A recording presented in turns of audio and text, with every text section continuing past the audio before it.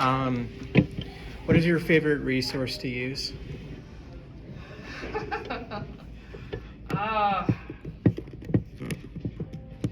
my favorite resource? I think Canvas, does that count? Yeah.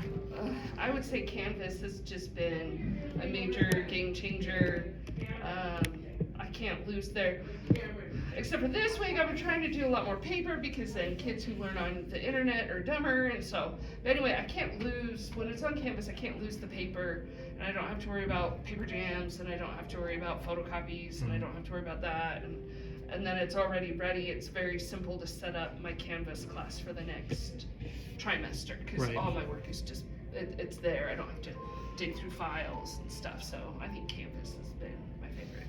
Well, and you would say like kids are more aware of what's going on around the classroom with Canvas, where beforehand they weren't aware as much. Yeah. Okay. What is your classroom management strategies or plan? Do I have a plan? Yeah.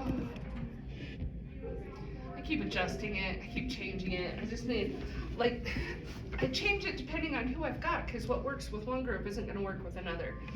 So, like for my digital literacy class, where I have a lot of very naughty boys, I've had to threaten them with, I've got slips ready. The moment they make an inappropriate comment, I just put their name and they have to go right to the office. So that's helped a lot. There's other classes where I'm just like, everyone do your best. And they're like, okay. And it's fine. And so it kind of just depends on the class and the group and how things are going. But I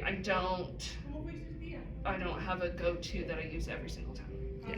I feel like you can't just be rigid because then it just doesn't work. Yeah. Okay, I like that. What is your grading policies and other policies in your classroom? Again, I've adjusted it. So it used to be, well, depending on the class. So drama is going to be way different than my English class. But my English and speech, right now I've got it, you can turn it into the end of the unit, like as long as we're still kind of working on it. So like if we're still on chapter 1 and the assignment was due yesterday, but you turn it in today and we're still in chapter 1, that's okay. Mm-hmm. But once we've moved on, I dock 10%. And then I used to be, it was like the next day was 10% and you had 5 days, and I was like, oh, that's too much math for me. Mm-hmm. And then I used to say, after 5 days, too bad, you can't turn it in anymore. But then Right. a sad little kid comes up and they say, can I still turn it in? I always let them. Right. So, But then you dock 10 points off it for being late. it depends on the If you- kid yeah. and the situation. And just like if I felt like, oh, you were just being a bum and didn't do it, or like you're a little freshman, you're lost and confused. I mean, it totally just depends on the situation all the time. So like my standard, I say 10%. But what I actually do just depends on the kid and how I'm feeling that day. Okay. How do you deal with lessons that go wrong or hiccups in the lesson? Ugh. Oh, I immediately fix it. Like, I accept that, okay, yeah, that was a big fail. I won't do that again. We'll just kind of move on. But then I fix it for the next time I change things. So I'm like, oh, the kids were falling asleep. I need something more engaging. So then I just keep tweaking it. So I'm always constantly tweaking lessons. But in the moment of, try not to cry. Try not to yell. Just kind of say, oh, sorry guys, let's not do that. That didn't work. We'll fix it for tomorrow. Like that. How do you come up with lesson ideas? I don't know. Oh my gosh. It depends again on the course.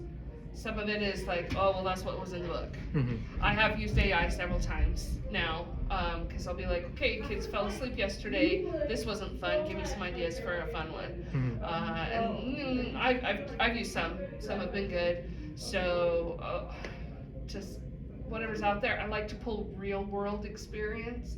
So like right now for my digital literacy, all the content has been created, but I don't think it's good enough. And so I'm going in. So one thing we're talking about is tomorrow it's going to be on ethics and like copyright and stuff. And so I've just been looking up how many lawsuits are out there, who is suing, and so I'm adding that into the lesson so they get more of the relevance and realize, oh yeah, people are really being affected by this. So I don't know. I'll think real world.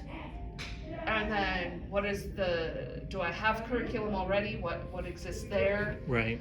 What does AI think? And what do I think? I kind of mix those together. What do I want my kids to know? Okay. And then my last question was, I don't know. So like you also teach like drama, speech, and like other classes. So how does do you have to continue your degree to be able to teach those courses, or? No, just the same. So in the state of Idaho, you just have to have 6 continuing education credits. For me, it's a bonus because I could take it under general education, or it could be drama related, or English related, or speech related. Mhm. So as long as it's content related to what I have a degree in, I can count those toward recertification credits. But every state's going to be different. That's cool. So just where I'm like an English major, would I be able to You do would that? take like an English, yeah. If you, first of all, it has to be like through, most universities have separate credits for teachers for continuing education. And then they'll say, these ones are English, these are general education, these ones are this. And so you could take any of the English classes, and it would count towards your recertification. Sweet. Yeah, so in Idaho, every 5 years, you have to have 6 new credits. Right. I mostly try to keep mine general education. That way it just applies to everything that I'm doing. But I have taken specific drama courses before. That's cool. Sweet.